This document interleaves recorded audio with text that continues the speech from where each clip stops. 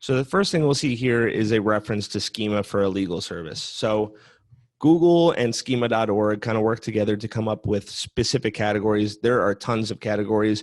These categories evolve over time, and sometimes they're deprecated and they don't work any longer. So legal service is one that at this point in time, I'm not sure if it is actually used any longer, but you can kind of see with this format, basically establishing and saying, hey, this homepage, it's a legal service.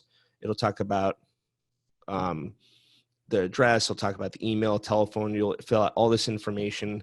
There's a lot of websites that have fields you can fill out, and once you fill out everything, you can hit generate, and then you take this and you basically just put it on your page. It acts as a script, and not to get too technical, it doesn't typically, from what I've seen, always have to go into the header or footer. Sometimes you can drop it right in the body, but it's important to be aware of which schema is no longer in use and which schema is actually up and coming, because those are opportunities.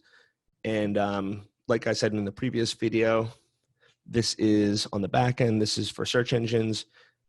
Typically, besides being on the SERP and being an augmentation to your listing when you come up in a result, this is really just for the back end, and you won't have visitors to your website really seeing this information.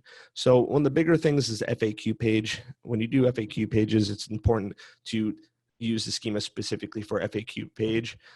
Typically what you'll have is you'll have a question, and it'll say the question right here, and then you'll have an accept and answer, and you'll answer it. This will show up all the time in search results, and typically you can probably have 5 or 7 per page. So you can definitely take advantage of this much sooner or later. I don't really see it working on the homepage as much, but I've seen it work for articles.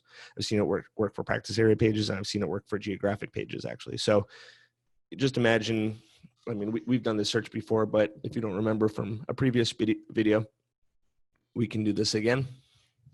So this is one place where we see this happening a lot, and it's not going to be on Bing, which for some reason, IE, believe me, I don't use IE that often, but I am using it for this particular tutorial because my template was opening up in a PDF, which also defaults to IE, which